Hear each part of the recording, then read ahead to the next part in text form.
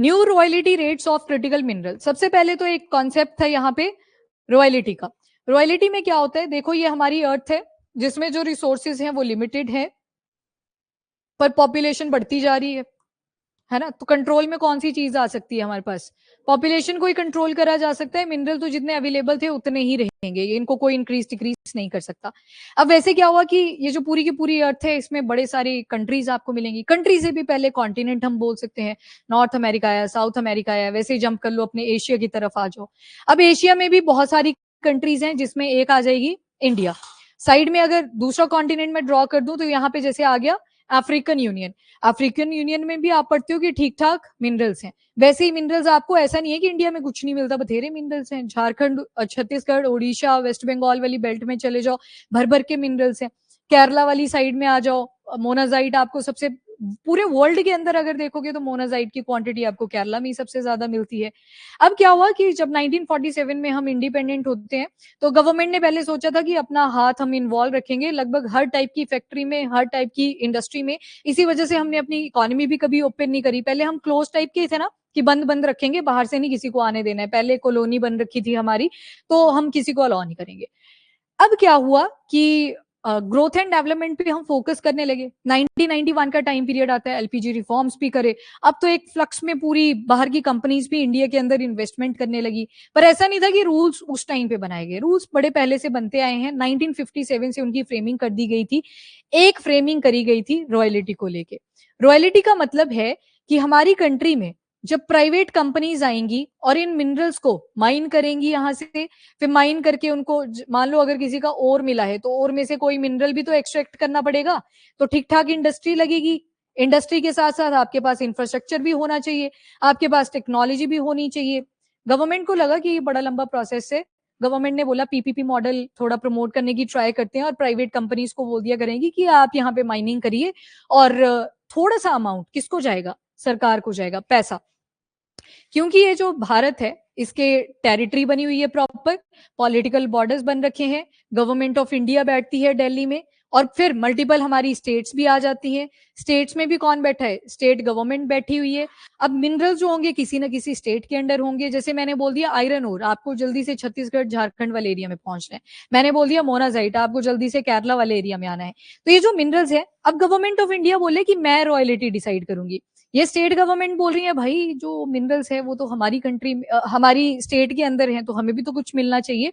तो central government ने क्या बोला कि ठीक है, ये रॉयल्टी क्या है, एक तरह से फीस है जो इम्पोज करी जाती है उन प्राइवेट कंपनीज के ऊपर, या फिर प्राइवेट कंपनी की जगह भी एक बेटर वर्ड है लीज कंपनीज। लीज कंपनीज हो सकता है, जो कंपनी है वो जरूरी नहीं है प्राइवेट ही अकेली, वो पीपीपी मॉडल पे भी हो सकती है जिसमें प्राइवेट और गवर्नमेंट सेक्टर दोनों इन्वॉल्व थे। यहाँ पे क्या किया गवर्नमेंट ऑफ इंडिया यानी कि हमारी सेंट्रल गवर्नमेंट ने इनके ऊपर इम्पोज कर दी एक फीस। क्यों करी, क्योंकि आप हमारी कंट्री के अंदर जो मिनरल्स अवेलेबल हैं उनका यूज कर रहे हो। मतलब ये वही वाली बात होगी, ये तो हमारी अर्थ है, यहाँ पे जो रिसोर्सेज अवेलेबल हैं आप उसकी माइनिंग कर रहे हो। माइनिंग के टाइम पे आपने क्या करना है, हमको एक लमसम अमाउंट ऑफ मनी देना है यहाँ से, क्योंकि हमने आपको अलाउ करा कि आप यहाँ पे माइनिंग करो। उसको बोलते हैं रॉयल्टी। सुना भी होगा रॉयल्टी, आप किसी का नाम भी ऐसे ही यूज नहीं कर सकते। म्यूजिक के केस में एक एग्जांपल ले लेते हैं। जैसे किसी मूवी के अंदर कोई म्यूजिक था, वो एक सिंगल सोर्स से आया था। अब मूवी में चाहते हैं कि उस म्यूजिक को भी यूज करना है, तो आपको वो पैसा देना पड़ेगा उस सिंगल सोर्स वाले को जो एक्चुअल में ओरिजिनेटर था उस म्यूजिक का। तो सेम ही चीज है, इस कंट्री के अंदर आपको ये मिनरल्स मिल रहे थे, एक लीज कंपनी आपने यहाँ पे भेजी कि आप यहाँ पे माइनिंग करिए, बस एक महीने के अंदर हमको इतना पैसा आपने देते रहना है। पर स्टेट गवर्नमेंट भड़क गई कि नहीं, आप अकेले तो पैसा नहीं खाओगे, हमने भी खाना है, क्योंकि हमारी स्टेट के अंदर ये मिनरल अवेलेबल थे। डिसाइड करा सेंट्रल गवर्नमेंट ने कि कितनी फीस इंपोज करी जाएगी इन कंपनीज के ऊपर जो माइनिंग कर रही है। पर पैसा ये किसको पकड़ाएंगे, स्टेट गवर्नमेंट के पास। फिर स्टेट गवर्नमेंट किसको दे देगी, सेंट्रल गवर्नमेंट। ये जो रॉयल्टी होती है इक्विटेबल डिस्ट्रीब्यूशन का एक मेथड होता है। इक्विटेबल कि ऐसे ना हो कि जो कंपनीज हैं वो फायदे में रह जाए और गवर्नमेंट यहाँ पे खाली हो जाए, जबकि गवर्नमेंट ने ही अलाउ करा था उस एरिया के अंदर उनको माइन करने का। एक तरह का आप ऐसे अज्यूम कर लो इसको, रेंट नहीं होता ये, पर रेंट की ही तरह है कि गवर्नमेंट ने हमें कोई चीज रेंट पे दी और उसका कॉन्टिन्यूसली रेंट मांगे जा रहे हैं कि अब हमें हर हर महीने देना है। बस इतना ही है, बस पैसा आ रहा है, काम तो यही कर रहे हैं। पैसा जाता जा रहा है क्योंकि इन्होंने अलाउ करा। सेंट्रल गवर्नमेंट रॉयल्टी रेट्स को डिसाइड करती है, पर जो पैसा ये देंगे ये किसके पास पकड़ाएंगे? एज पर द लॉ, जो आप यूनियन लिस्ट और स्टेट लिस्ट में भी देखोगे, स्टेट गवर्नमेंट को। और स्टेट गवर्नमेंट रॉयल्टी नहीं देती डायरेक्टली सेंटर को, उसमें से लमसम अमाउंट ऑफ मनी होती है जो सेंटर को जाती है। नहीं, देनी पड़ेगी। वो एनुअल जो आपका एवरेज सेल परचेज होता है उसके हिसाब से देनी पड़ती है। प्रॉफिट हुआ नहीं हुआ वो मैटर नहीं करता, आपको देनी पड़ेगी क्योंकि आप यहाँ पे माइनिंग कर रहे हो। और जो बाकी आप फिर कंपनी सेटअप कर रहे हो वहां से आपको ठीक ठाक प्रॉफिट जनरेट हो रहा है, जो भी फिर एंटरप्रेन्योर उसमें इन्वॉल्व होंगे वो पैसा उधर से उनको जाता रहेगा, तो वो तो प्रॉफिट ही अर्न कर रहे हैं एट दी एंड। तो गवर्नमेंट ने इसी वजह से बोला कि आपको देना पड़ेगा। अभी आ रही हूँ मैं, अभी जो आपको एवरेज सेल परचेज है वो एक बार समझ आ जाएगा तो फिर पता लग जाएगा कि ये रॉयल्टी कैसे काम करती है। पहले बेसिक सा लग गया पता कि ये रॉयल्टी क्यों इंपोज करी गई, खाली ना हो जाए। और गवर्नमेंट ने यानी कि स्टेट ने आपको अलाउ करा है कि आप यहाँ पे माइनिंग कर सकते हो, तो उसके लिए आपको फीस देनी पड़ेगी। ये फीस सेंट्रल गवर्नमेंट ने इंपोज करी है। और पैसा कौन लेगा? State government. और स्टेट गवर्नमेंट फिर सेंटर को पैसा पकड़ा देगी कि रॉयल्टी आई थी एबीसीडी कंपनी से, ये रहा आपका जो हिस्सा है। क्योंकि इंफ्रास्ट्रक्चर इंडस्ट्री, गवर्नमेंट ने देखा हमारी तो स्पीड ही नहीं बन पा रही है, तो तभी प्राइवेट कंपनीज को इन्वॉल्व करा कि ये तो अच्छा काम कर रहे हैं, एक काम करते हैं ऐसे मॉडल बना लेते हैं जहां पे अपने को पैसा भी आता रहे और प्राइवेट कंपनी अपने ग्रोथ और डेवलपमेंट पे भी फोकस करे। क्रूड में भी आएगा पर क्रूड अपने पास उतने हैं नहीं, तो ये स्पेसिफिक टू मिनरल्स आ जाएंगे जो मेटालिक और नॉन मेटालिक मिनरल्स आपके आते हैं, तो उससे रिलेटेड है। मेजर, माइनर, क्रिटिकल, स्ट्रेटेजिक सारे मिनरल्स इसमें आएंगे। अभी बता रही हूँ, 2-3 एग्जाम्पल के साथ जब करोगे तो आपको और इजीली समझ आएगा। अब देखो ये जो रॉयल्टी रेट यहाँ पे डिसाइड करा गया है वो 4 क्रिटिकल मिनरल्स के लिए डिसाइड हुआ है। वन इज सीजियम, दूसरा है ग्रेफाइट, देन रुबीडियम और एक है जिरकोनियम। अब देखो यहाँ पे लिखा है 4 क्रिटिकल मिनरल्स, पर जब आप इंडिया की 30 क्रिटिकल मिनरल्स की लिस्ट उठाओगे तो 2 आपको इसमें नहीं मिलेंगे। ये लो, एक सीजियम नहीं आपको इसमें मिलेगा, दूसरा रुबीडियम नहीं मिलेगा। पर अगर आप यूएस की, यूक्रेन की क्रिटिकल मिनरल लिस्ट को उठाओगे तो उसमें सीजियम का भी मेंशन कर रखा है, रुबीडियम का भी कर रखा है। हमने शायद अभी नहीं करा क्योंकि जो डिमांड है इन 2 मिनरल्स की, सीजियम और दूसरा आपका रुबीडियम है, अब जाके ज्यादा बढ़ी है। तो शायद जब अपडेटेड वर्जन आएगा, मिनिस्ट्री ऑफ माइन दोबारा से अपडेट करेगी अपनी लिस्ट को, तो शायद 30 की जगह 32 आ जाए। पर अभी के लिए जो ऑफिशियली क्रिटिकल मिनरल्स है हमारे पास वो 30 है। बाकी आपने मिनरल्स की कैटेगरी देख ही रखी है। एक थी आपकी क्रिटिकल मिनरल्स, कुछ पैरामीटर्स थे जिसके बेसिस पे क्रिटिकल मिनरल को डिसाइड करा जाता है। एक तो हमारी कंट्री में अवेलेबल नहीं होते हैं भी, अगर तो बहुत कम है जिससे हमारी रिक्वायरमेंट एटलीस्ट पूरी नहीं होने वाली, तो हमें कहीं और से खरीदने पड़ेंगे, यानी कि सप्लाई चेन हमें दूसरी कंट्री से आएगी, इंपोर्ट करने पड़ेंगे। पर रिस्क हमेशा बना रहेगा सप्लाई के ऊपर। हो सकता है दूसरी कंट्री आपको मना ही कर देगी, हमने नहीं देने, बोलो क्या करोगे तुम। मतलब इकोनॉमी को डिसाइड कर रही है जो आज की इमर्जिंग टेक्नोलॉजी है उसके फील्ड में। डिफेंस आ गया, एरोस्पेस इंडस्ट्री आ गई, नैनो टेक्नोलॉजी आ गई, हर फील्ड के अंदर आज के टाइम पे ये मिनरल्स यूज करे जा रहे हैं। वैसे एक आ जाएंगे आपके स्ट्रेटेजिक मिनरल। स्ट्रेटेजिक डिफेंस वाले फील्ड के अंदर जो भी मिनरल्स आप यूज कर रहे हैं, नंबर 1। और दूसरा जियोपॉलिटिकल, हो सकता है कोई कॉन्फ्लिक्टिंग जोन के ऊपर ये प्रेजेंट है, जैसे आपने सर क्रीक वाली जोन पढ़ी थी, तो कॉन्फ्लिक्टेड है बिटवीन इंडिया एंड पाकिस्तान, जबकि वहां पे ऑयल के रिजर्व्स प्रेजेंट है, गैस के रिजर्व प्रेजेंट है, पर कोई भी यूज नहीं कर पा रहा। तो ऐसे ही मिनरल्स भी होते हैं जो आपके बॉर्डर एरियाज पे लोकेटेड होते हैं, वहां से भी प्रॉब्लम इमर्ज करती है। देन आपके आते हैं मेजर। मेजर में क्या देखा था, ये सेंटर के अंडर होते हैं, यानी कि यूनियन लिस्ट जो एंट्री नंबर 54, ये वाले मेजर और माइनर, अच्छा 44, यस यस यस 44, ये सेंटर के अंडर होते हैं। और जो सेंटर होता है किसी भी मिनरल को माइनर भी डिक्लेयर कर सकता है, माइनर को मेजर भी डिक्लेयर कर सकता है। जैसे लाइमस्टोन अभी क्या है, वो मेजर है, अब पहले माइनर हुआ करता था, वो माइनर में अभी के लिए। उसके बाद आ गया आपका नेक्स्ट इज माइनर। माइनर में क्या देखा था, स्टेट के अंडर और एंट्री नंबर 32। तो ये आ गया आपके जो मेजर और माइनर मिनरल्स से। एक और बच गया रेयर अर्थ एलिमेंट्स या फिर मिनरल्स, कॉम्प्लेक्स फॉर्म में प्रेजेंट होते हैं, जैसे मोनाजाइट का एग्जांपल बताया, पर उसमें से आप एक्सट्रैक्शन कर सकते हो। एक्सट्रैक्शन बहुत ज्यादा टफ होती है, इसी वजह से नाम दे दिया रेयर अर्थ एलिमेंट्स। अभी जो आपने ये 4 पढ़े, सीजियम, ग्रेफाइट, रुबीडियम, जिरकोनियम, इसमें से जो ग्रेफाइट और जिरकोनियम है ये हमारी क्रिटिकल मिनरल्स की लिस्ट में एडेड है। वो जो 30 बोलते हैं ना बार बार की इंडिया के टोटल क्रिटिकल मिनरल्स कितने हैं, तो 30 है। यूएस के कितने बताए थे, और आपका जापान के कितने थे, तो 32, 17 पता नहीं किसके थे, 17 तो आपके रेयर अर्थ एलिमेंट थे, वो throughout the world same ही रहेंगे rare earth element. Critical mineral की यहाँ पे बात हुई है, याद रखना सीजियम एंड रुबीडियम ये क्रिटिकल मिनरल नहीं है। सवाल बन सकता है क्योंकि जब ये पीआईबी में पब्लिश करा गया है वहां पे 4 क्रिटिकल मिनरल लिखा हुआ है, जबकि सीजियम एंड रुबीडियम आपके क्रिटिकल मिनरल्स नहीं है। ऑल्दो इनको हम इंपोर्ट ही कर रहे हैं from the foreign countries. India के अंदर है रिजर्व्स, बहुत कम रिजर्व है जिससे डिमांड तो बिल्कुल भी फुलफिल नहीं होती, तो इसको भी क्रिटिकल मिनरल ही लिखा है। नहीं नहीं, बस इनको एज अ क्रिटिकल मिनरल बोल दिया है पर लिस्ट के अंदर इंक्लूडेड नहीं है। मतलब जो डेफिनेशन है सेम इंप्लाई होएगी कि अपने पास है नहीं, दूसरी कंट्री से खरीद रहे हैं, सप्लाई का रिस्क है, इकोनॉमी के लिए चाहिए क्योंकि आज की टेक्नोलॉजी मर्ज कर रही है, पर लिस्ट के अंदर इंक्लूडेड नहीं है क्रिटिकल मिनरल ही हमारे लिए। हाँ, लिस्ट के अंदर इंक्लूडेड नहीं है वो जो 30 आएंगे। जैसे देखो जो बाकी के दो हैं, सीजियम हो गया, इसको हम यूएस और जर्मनी से परचेज कर रहे हैं। देन आपका रुबीडियम आ गया, इसको हम यूएस और यूके से लेके आ रहे हैं, तो मतलब इंपोर्ट करना पड़ रहा है क्योंकि अपने पास है नहीं अवेलेबिलिटी। देन जिरकोनियम को अगर देखोगे 20% जो डिमांड है, जिरकॉन वगैरह आपको इंडिया में भी मिल जाते हैं, पर जो मेजर डिपेंडेंसी है वो कहाँ पे है? Australia, Indonesia, south Africa, Malaysia, US. वैसे ग्रेफाइट है, इंडिया में आपको 40% डिमांड इसकी मीटअप कर जाती है सेंट्रल बेल्ट के आसपास। आपका ये जो आंध्र प्रदेश वाला एरिया है, देन नॉर्थ ईस्टर्न स्टेट्स हैं, वहां पे भी अवेलेबल मिलती है, पर जो 60% डिमांड है वो इंपोर्ट से ही मीट हो रही है। चाइना आ गया, मेडागास्कर, मोजाम्बिक, वियतनाम, तंजानिया, पर ये दोनों एलिमेंट इंक्लूडेड हैं हमारी वो जो 30 क्रिटिकल मिनरल की लिस्ट है उसमें ये इंक्लूडेड है। सीजियम और रुबीडियम का वहां पे मेंशन नहीं है, पर गवर्नमेंट ने इनको भी क्रिटिकल मिनरल ही बोला हुआ है। डिफरेंस है, सवाल ढंग से देखना है ना।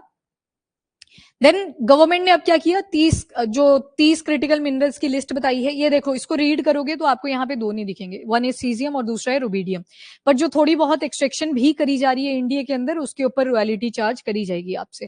तो वन बाय वन करते हैं। रॉयल्टी रेट क्या होती है? सबसे पहले तो फी जो इंपोज करी जाती है गवर्नमेंट के द्वारा माइनिंग कंपनीज के ऊपर। क्यों? क्योंकि वो कंपनीज क्या कर रही हैं, उस नेचर से हमारी कंट्री से मिनरल्स को एक्सट्रैक्ट कर रही हैं, तो एक फीस आपको देनी पड़ेगी ताकि इक्विटेबल रिटर्न रहे और जो रिसोर्सेज हैं माइनिंग कंपनीज ने एक्सप्लॉइट करे हैं वो यहाँ पे पैसे की फॉर्म में ओवरकम भी कर दिया जाए। तो मतलब एक ऐसी फी जो कौन इंपोज कर रहा है? Central government.